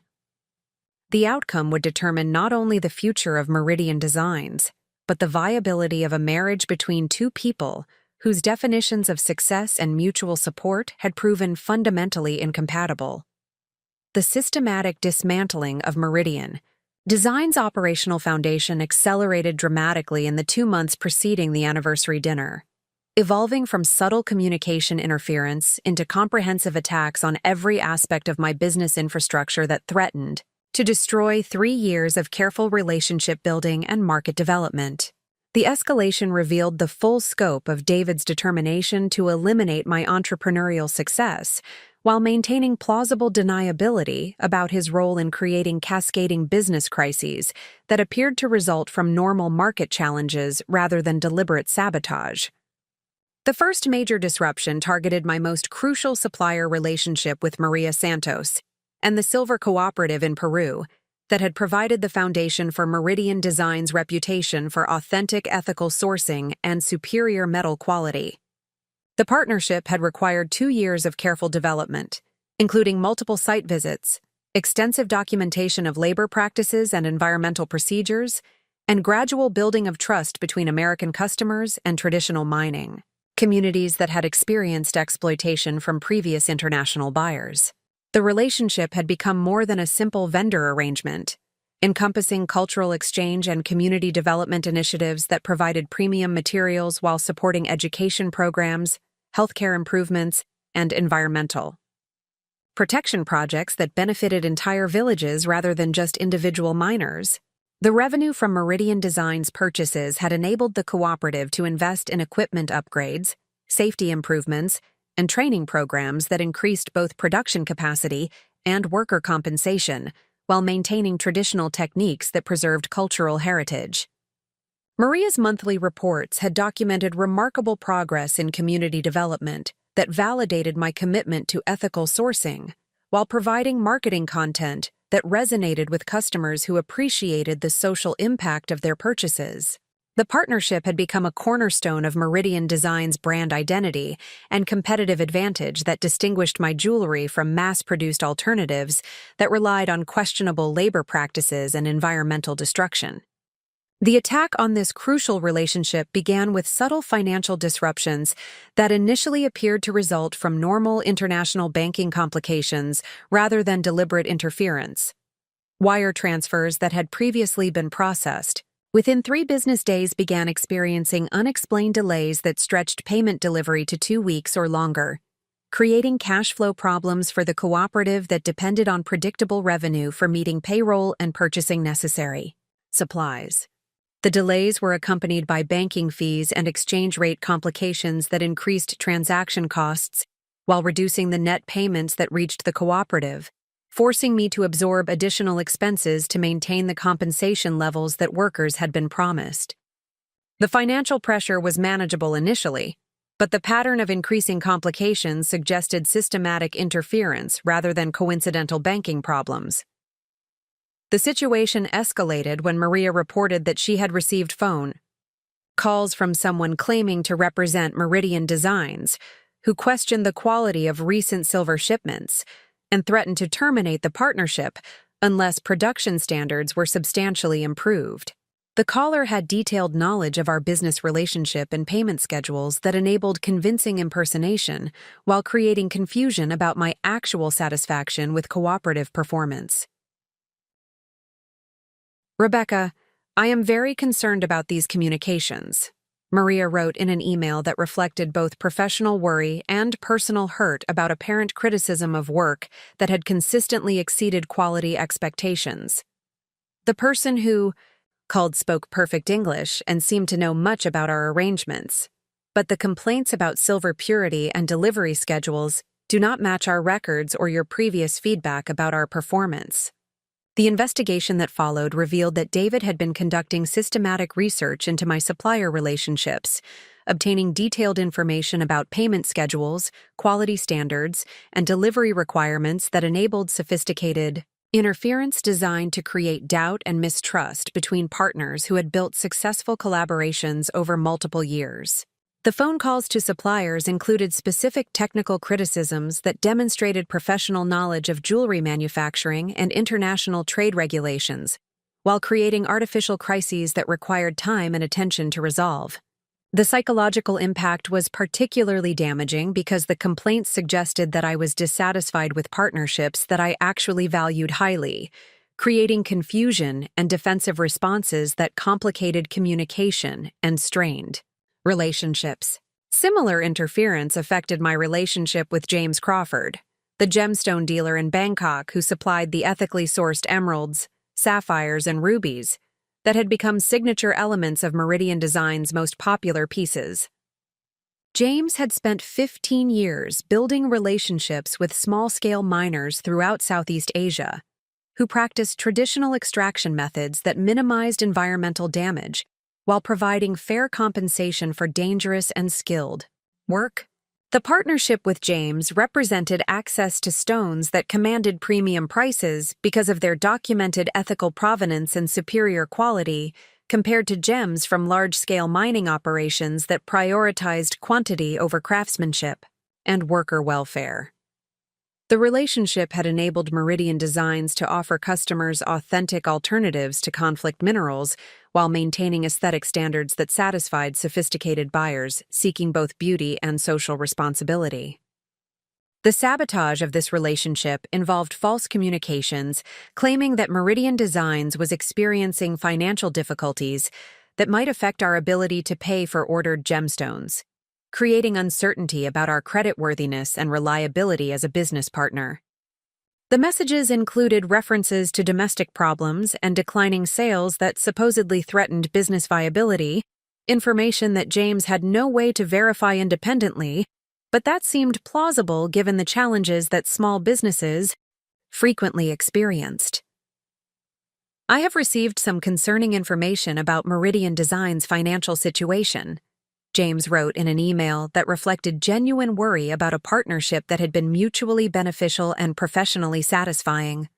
If you are experiencing difficulties, Perhaps we should discuss modified payment terms or reduced order quantities that would be more manageable during challenging periods. The implication that my business was struggling financially was particularly damaging because it suggested that previous orders had been beyond my actual capabilities and that future growth projections were unrealistic. The doubt that David's interference had created required extensive communication to clarify that Meridian Designs was actually experiencing substantial growth and improved cash flow rather than the decline that false reports had suggested. The damage extended beyond individual supplier relationships to encompass broader reputation concerns that affected my ability to establish new partnerships and expand sourcing options for different types of materials and design elements. Word about financial difficulties and quality complaints spreads quickly through tight-knit communities of ethical suppliers who rely on trust and personal recommendations for establishing new business relationships. The domestic component of David's campaign involved strategic manipulation of household finances and administrative responsibilities that created artificial barriers to business operations while maintaining his appearance as supportive spouse managing family resources responsibly. The techniques were sophisticated and difficult to detect because they utilized legitimate spousal authority over joint accounts and shared financial obligations. Business expense reimbursements that had previously been processed immediately began experiencing delays and additional documentation requirements that David claimed were necessary for tax preparation and financial planning purposes. Equipment purchases, material orders, and professional service payments were subjected to extended review processes that questioned necessity and cost-effectiveness while creating cash flow problems during crucial production periods. We need to be more strategic about business investments, David would explain when questioned about delayed payments or reduced equipment budgets. Growth should be sustainable and based on proven demand rather than optimistic projections that might not materialize. Conservative financial management protects both business viability and family security. His analysis consistently emphasized risks and potential problems while minimizing evidence of actual business success and growth, opportunities that supported increased investment in production capacity and marketing activities. The financial caution was presented as responsible stewardship, while actually creating artificial constraints that limited business development during critical expansion periods. The administrative sabotage extended to tax preparation and business documentation that David had traditionally managed as part of his financial planning services for our household. Important deadlines were missed, required filings were delayed, and documentation was incomplete in ways that created compliance problems and potential penalties that could have affected business licensing and professional credibility.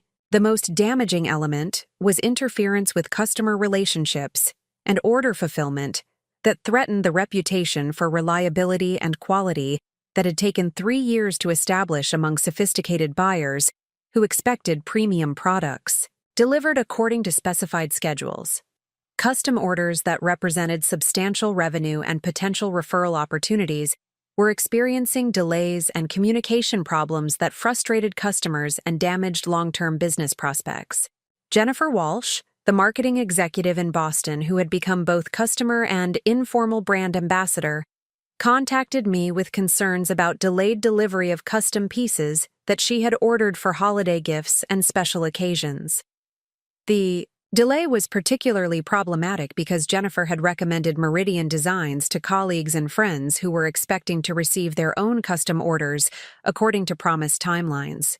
"Rebecca, I'm worried about the status of my emerald earrings and the 3 custom pendants for my daughters," Jennifer explained during a phone conversation that reflected both personal disappointment and professional embarrassment about recommendations that were not meeting expectations. "The delivery date has passed, and I haven't received updates about production progress or revised timelines for completion." The investigation revealed that David had been intercepting order confirmations and production schedules, creating confusion about deadlines and delivery commitments while preventing me from accessing information necessary for maintaining customer communication and managing production workflows. The interference had created apparent unprofessionalism that threatened customer loyalty and referral relationships that were crucial for business growth. The cumulative effect of these coordinated attacks was creating unsustainable pressure on every aspect of business operations while generating anxiety and self-doubt about my ability to manage growth and maintain professional relationships that had previously functioned smoothly. The constant crisis management required time and energy that should have been devoted to product development, marketing activities, and strategic planning for expansion opportunities. More troubling was the realization that David's interference demonstrated sophisticated understanding of business vulnerabilities and competitive dynamics that suggested professional-level knowledge of how to destabilize enterprises without creating obvious evidence of deliberate sabotage.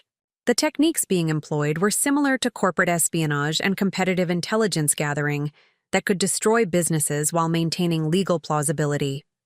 The psychological warfare was equally sophisticated, designed to create doubt about my judgment and decision-making capabilities while attributing business problems to inexperience and unrealistic expectations rather than external interference.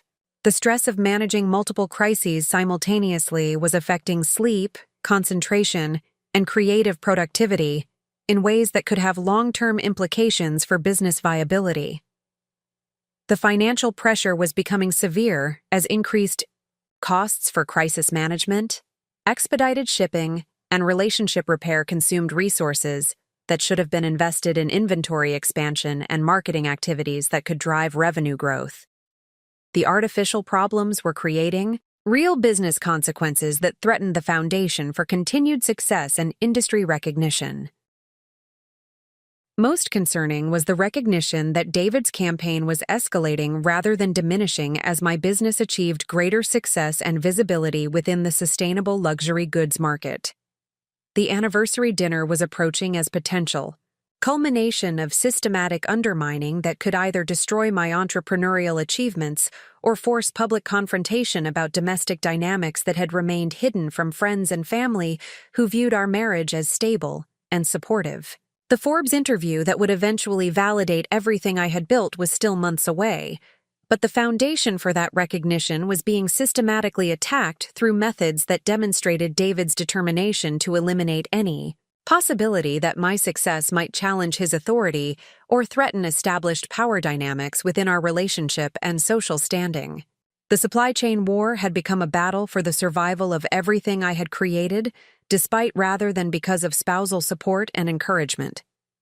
The transformation of my business challenges from personal sabotage into institutional warfare began 6 weeks before the anniversary dinner, when David leveraged his professional network and community connections to initiate regulatory scrutiny that threatened not only Meridian Designs, but potentially every home-based business operating within Westchester County's residential districts.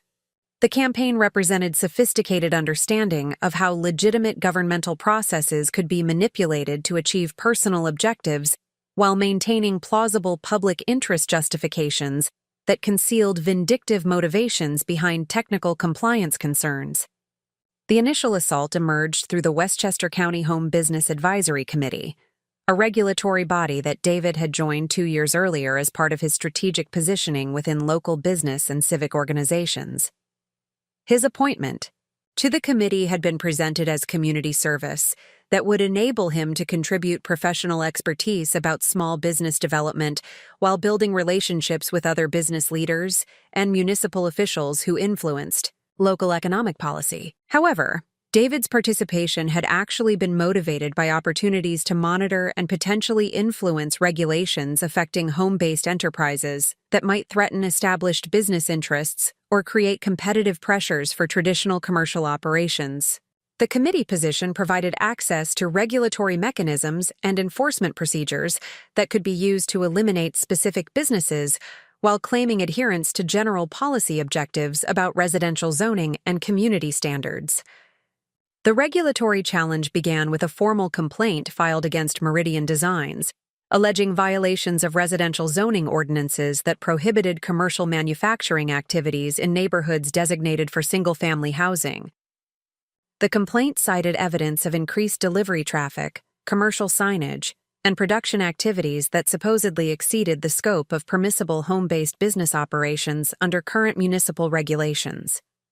The timing of the complaint was strategically coordinated with my largest production period of the year, when holiday orders and custom commissions required intensive manufacturing activities that involved multiple deliveries of materials and shipments of completed pieces to customers throughout the region. The increased activity level provided apparent justification for regulatory intervention while creating maximum disruption to revenue-generating operations that could not be easily relocated or postponed.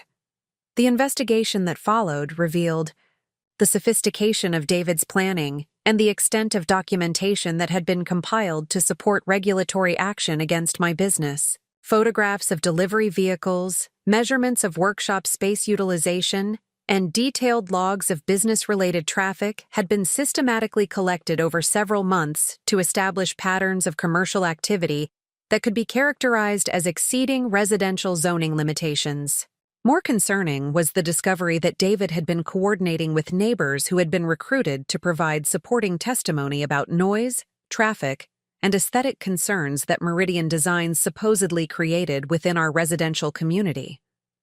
The neighbor statements revealed detailed knowledge of my business operations and production schedules that could only have been obtained through systematic surveillance and information sharing that violated privacy expectations while creating appearance of widespread community opposition.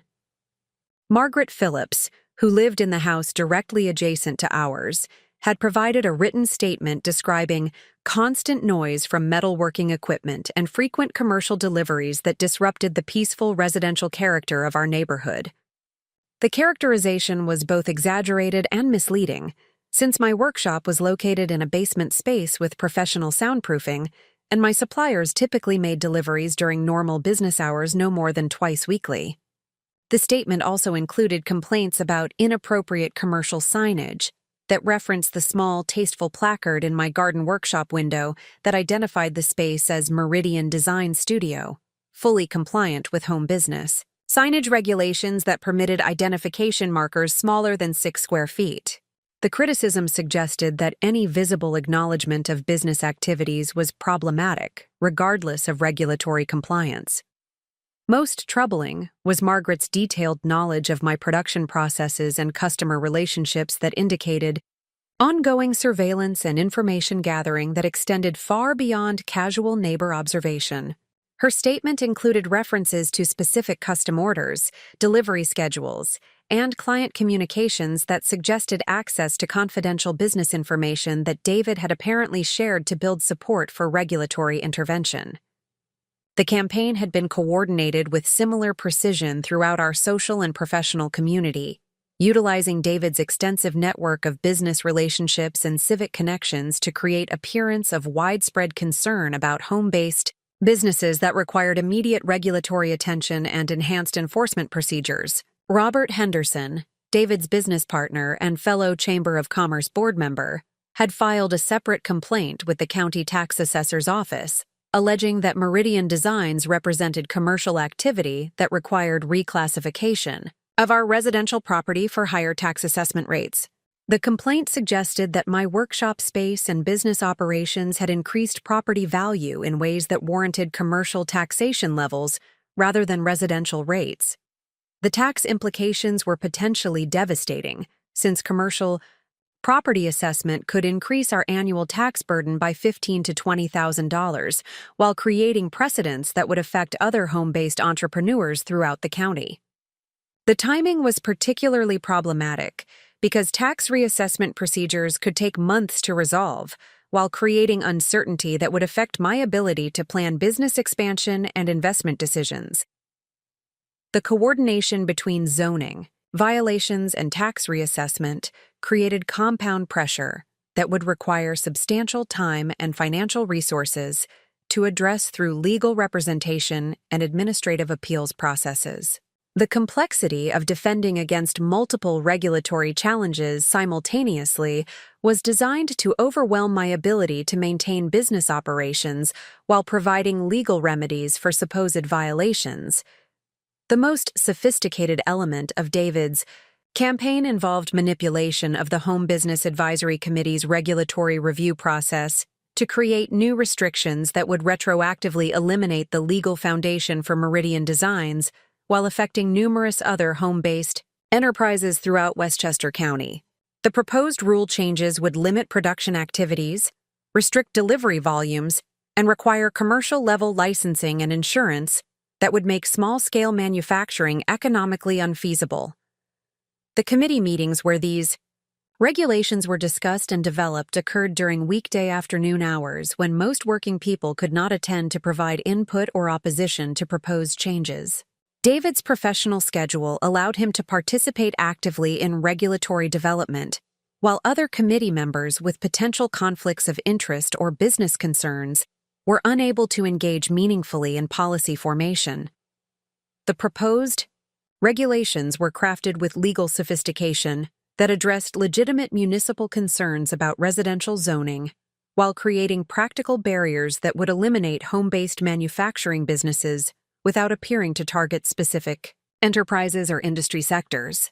The restrictions would apply equally to all home businesses, but would disproportionately affect operations like mine that required equipment, materials storage, and shipping activities that exceeded simple service-based consulting or administrative functions.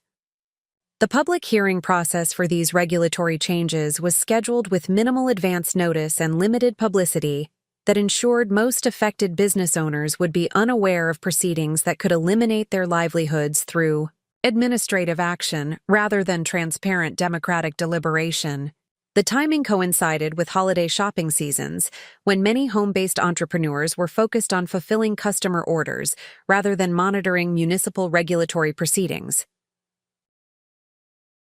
The proposed restrictions included maximum square footage limitations for home workshop spaces that would require me to relocate production facilities to commercial premises with lease costs and overhead expenses that would eliminate profit margins on current product lines. Insurance requirements would mandate commercial liability coverage at annual costs exceeding $10,000, while licensing procedures would require professional certifications and regulatory compliance that could take months to obtain. Most problematic was a provision requiring neighbor consent for any home business activities that generated delivery traffic exceeding 2 vehicles per week, or required equipment that could be heard outside the property boundaries. The neighbor consent requirement would effectively give residential communities veto power over individual business operations while creating opportunities for personal conflicts to eliminate economic opportunities through regulatory mechanisms.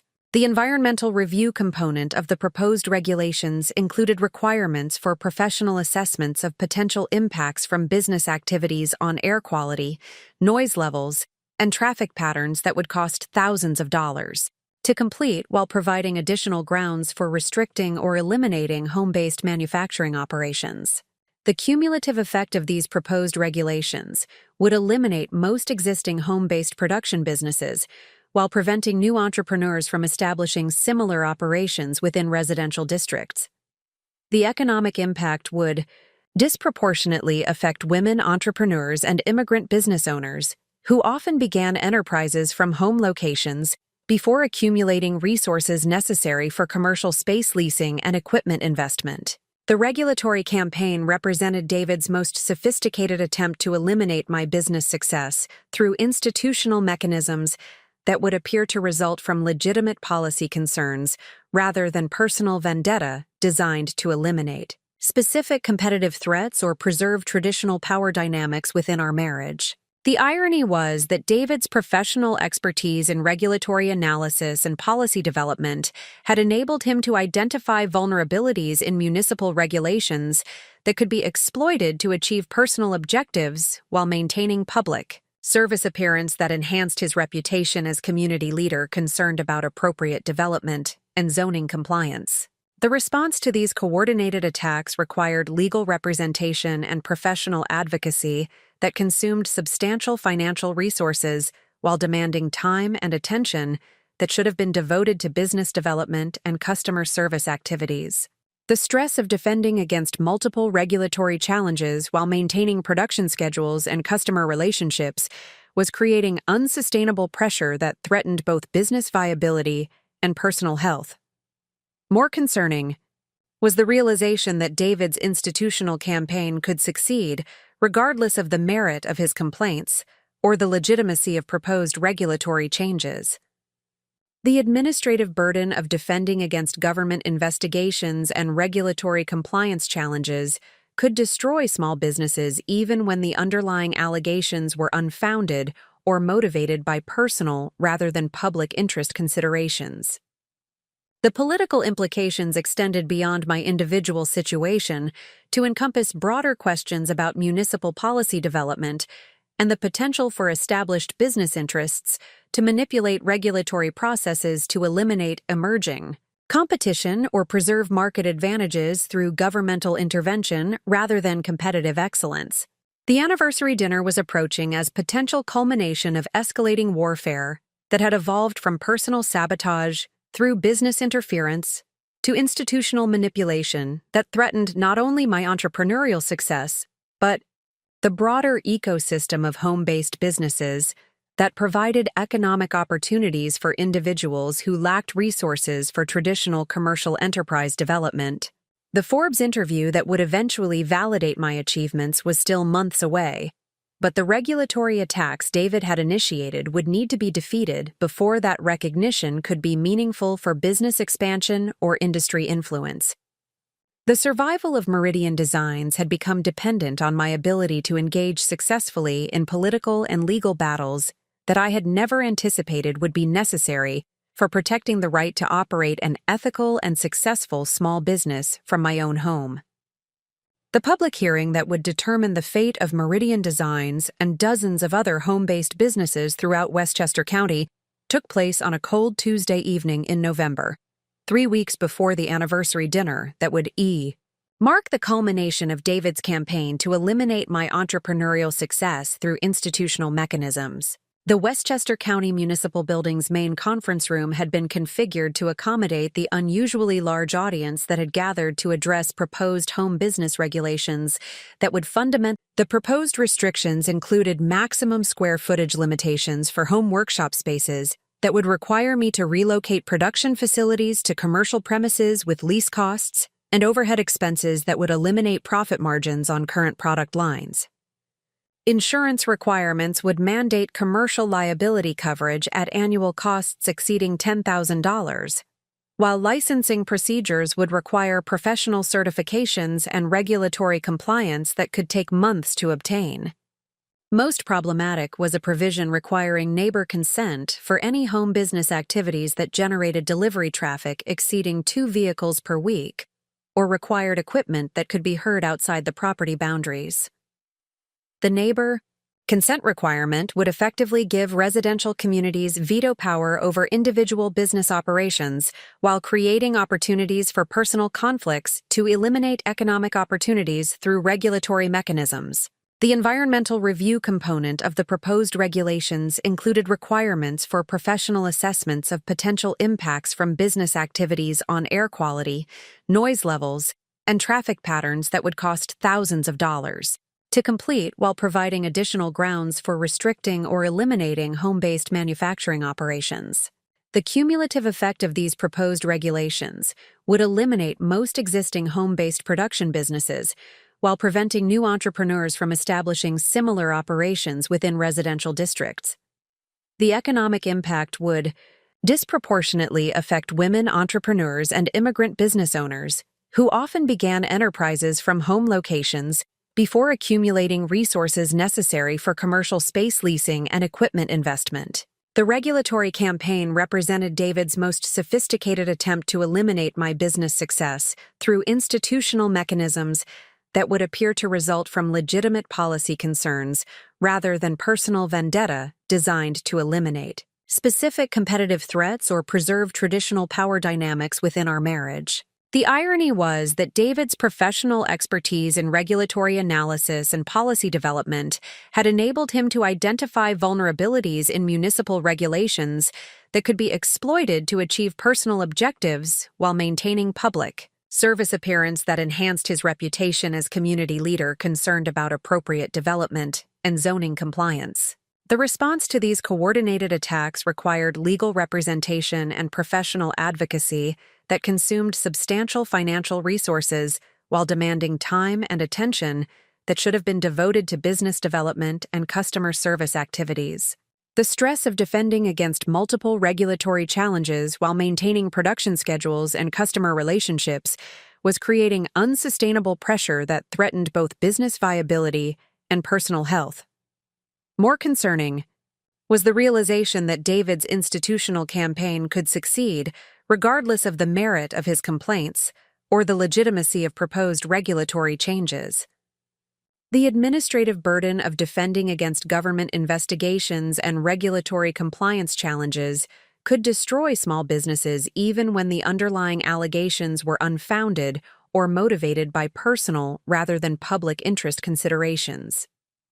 The political implications extended beyond my individual situation to encompass broader questions about municipal policy development and the potential for established business interests to manipulate regulatory processes to eliminate emerging competition or preserve market advantages through governmental intervention rather than competitive excellence.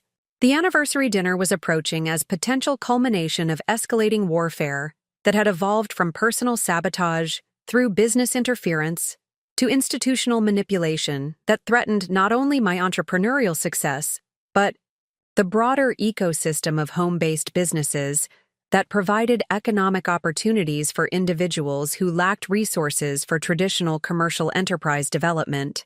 The Forbes interview that would eventually validate my achievements was still months away, but her testimony included specific references to delivery vehicles, equipment noise, and customer visits that painted a picture of constant commercial disruption, though the examples were exaggerated interpretations of normal business activities that occurred within established regulatory parameters. The presentation was effective because it appealed to legitimate concerns about residential character while avoiding acknowledgement of economic benefits and community value that home businesses provided. Additional neighborhood testimony followed similar patterns, emphasizing theoretical problems and potential conflicts while providing little evidence of actual harm or documented violations of existing regulations. The coordination was apparent through consistent talking points and shared concerns that suggested professional preparation rather than spontaneous community response to problematic business activities. The Chamber of Commerce presentation was delivered by Robert Henderson, David's business partner, who positioned the regulatory changes as necessary protection for established commercial districts that had invested substantially in properly zoned business locations and commercial infrastructure. His arguments emphasized fairness and regulatory consistency while characterizing home businesses as unfair competition that avoided costs and responsibilities associated with legitimate commercial operations. Businesses that operate from residential locations avoid the overhead costs, insurance requirements, and regulatory compliance that commercial enterprises must absorb to provide services and products to our community, Henderson argued with the professional authority that resonated with municipal officials who were concerned about economic development and tax revenue generation. His presentation included financial analysis, showing potential tax revenue losses and competitive disadvantages that properly zoned businesses faced when competing against home-based operations that supposedly operated with unfair cost advantages. The economic arguments were sophisticated and appeared compelling, though they ignored the limited scale and different market segments that home businesses typically served compared to established commercial enterprises. When my opportunity to respond arrived, I faced the challenge of addressing both technical regulatory concerns and broader principles about economic opportunity and entrepreneurial freedom that extended beyond my individual business interests. The preparation I had undertaken included consultation with legal counsel and research into successful advocacy strategies that other communities had used to preserve home business opportunities while addressing legitimate municipal concerns. The proposed regulations would eliminate economic opportunities for dozens of residents who have built successful businesses that serve customers throughout the region while contributing substantially to local tax revenue and economic development.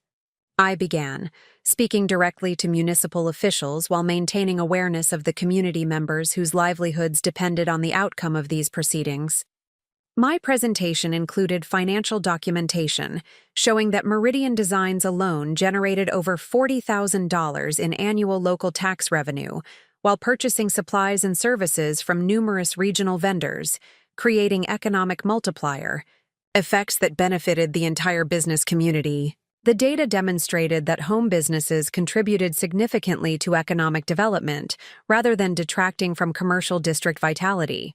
More importantly, I emphasized the broader implications of eliminating home-based business, opportunities for entrepreneurial development and economic mobility, that traditionally provided pathways for individuals who lacked resources to establish commercial operations immediately.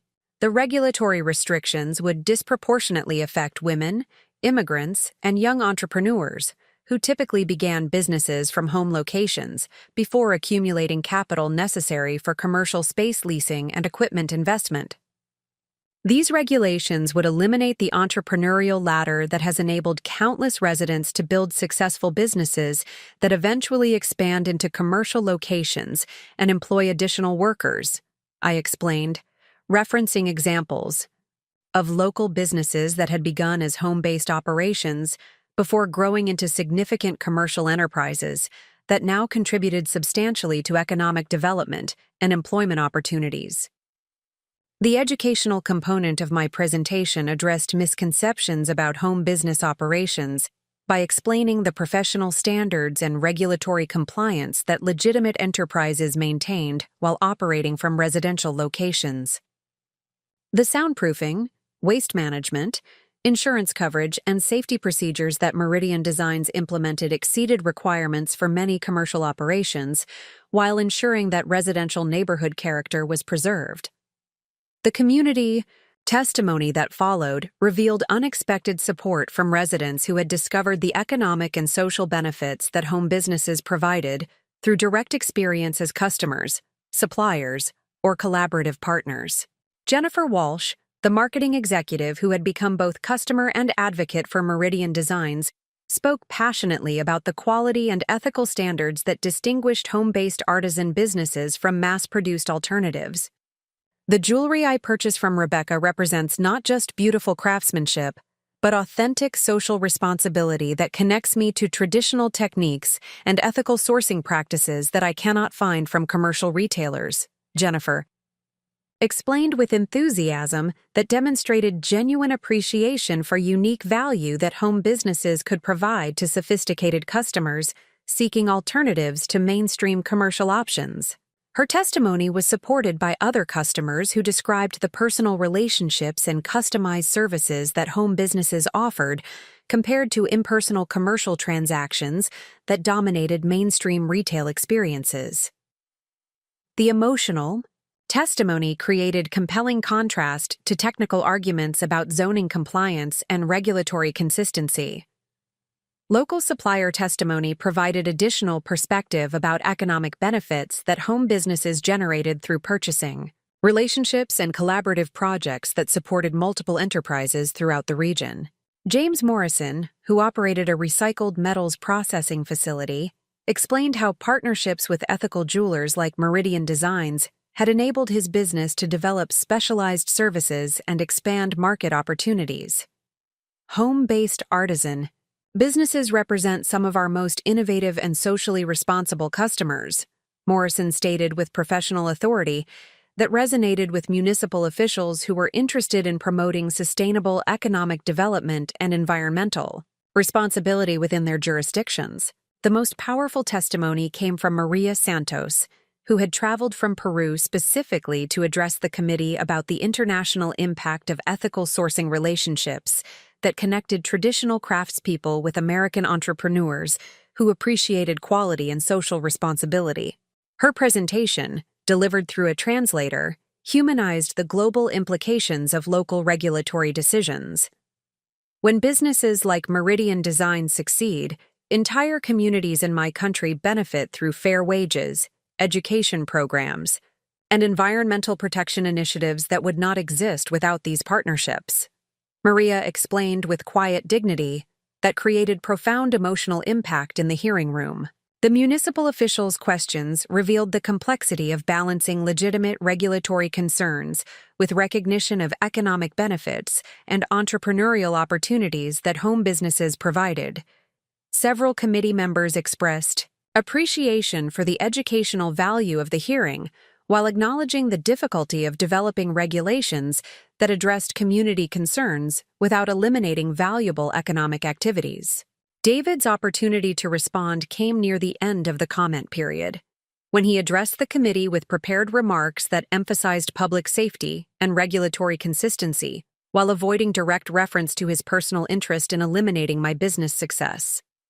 His presentation was professionally crafted and appeared to focus on general policy principles rather than specific competitive concerns. Up next, you've got 2 more standout stories right on your screen. If this one hit the mark, you won't want to pass these up. Just click and check them out, and don't forget to subscribe and turn on the notification bell so you don't miss any upload from us.